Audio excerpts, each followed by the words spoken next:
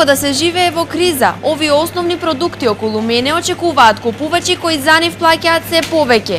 Основното прашање е до кога цените ќе им покажуваат мускули на граѓаните.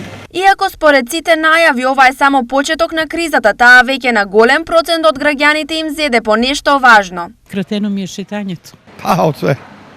Од храната. Здравието и све друго. Поред. Прво душата и после се друго.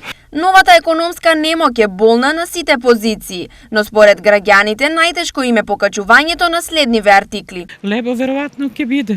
Па за лебот. Лебото е основен производ. Лебо, млеко, зејтино. Енергетиката. Виж горивото колку стана? Преку 110 динара отиде. Све. Гориво, лебот, внатре тоа, мислам, храната цела. Лековите.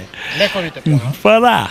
Па горето чим се качи, се живо се покача натака. Тоа е Нормално во вакви вонредни ситуации е секое семејство да размислува како да се снајде во новата ситуација.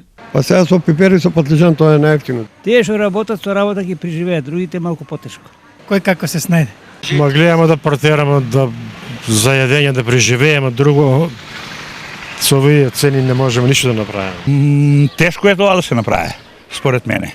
Иако кризата е се присутна, добар дел од граѓаните се уште не се помирени со неа и поедини артикли се уште масовно се купуваат во намера да се спаси некој денар пред ново поскапување. Оние граѓани што можат се уште да купат големи количини од било кој артикл покажуваат дека имаат одредени финансиски резерви, што е добро, но со продолжување на кризата можностите ќе се стопат и тогаш ќе се случи рамнотежа на реална поборувачка со граѓанските можности.